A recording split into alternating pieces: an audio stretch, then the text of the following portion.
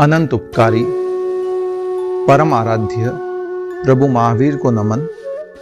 परम श्रद्धेय आचार्य प्रवर, श्रद्धेया साध्वी प्रमुखा श्री जी, श्रद्धेय मुनि श्री राजगरण जी स्वामी, सादर सभक्ति वंदना।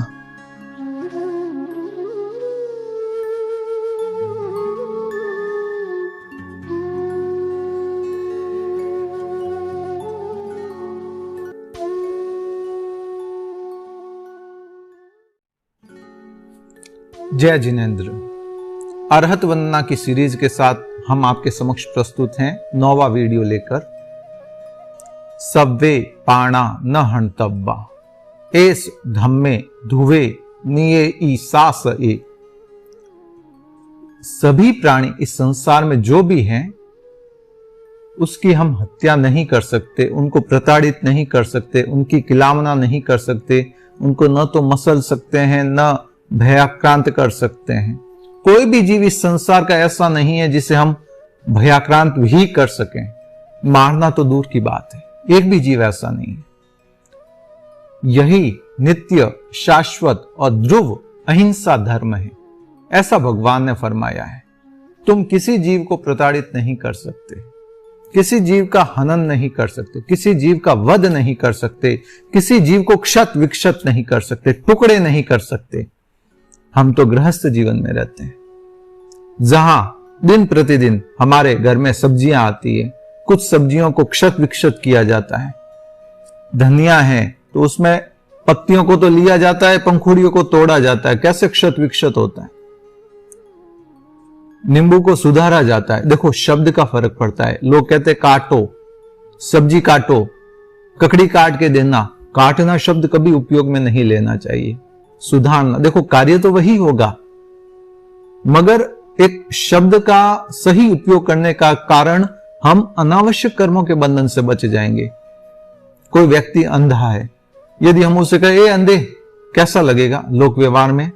यह लगेगा जैसे हम कोई असभ्य प्राणी है, यानी हमारे में संस्कार नहीं है। हम ऐसे ऊंचे शब्दों का प्रयोग करते हैं। उसकी जगह सूरदास जी आत्मचक्षु है, प्रज्ञा चक्षु है, तो सही शब्द का उपयोग होता है तो एक हमारा संस्कार झलकता है। तो वैसे ही काटना शब्द कभी उपयोग में नहीं लेना चाहिए, सुधारना शब्द होना चाहिए। ककड़ी सुधार दो, टमाटर सुधार दो, ये शब्द होना चाहिए। तो ये हमारा एक संस्कार झलकेगा कि हम सभ्य परिवार से हैं, एक उच्च कुल से हैं, जैन कुल से हैं। सबसे बड़ी चीज है, हम गृहस्थ जीवन में हैं, इसीलिए हमें कुछ चीजें करनी होती हैं। हर चीज करनी जरूरी नहीं है।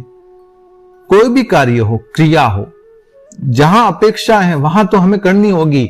भगवान ने दो तरह की हिंसा का विवेचन किया, आवश्यक हिंसा, अनावश्यक हिंसा।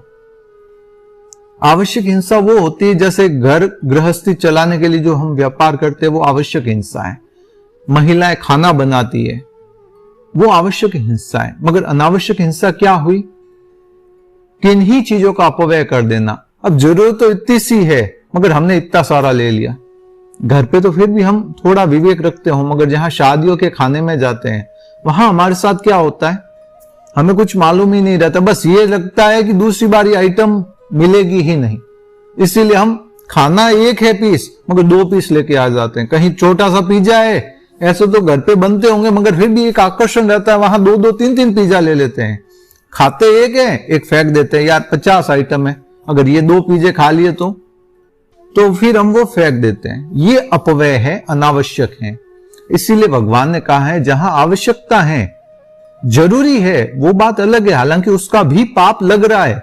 इस संसार में ऐसा एक भी प्राणी नहीं जो मरने के लिए जन्मा हो, ऐसा कोई प्राणी नहीं है।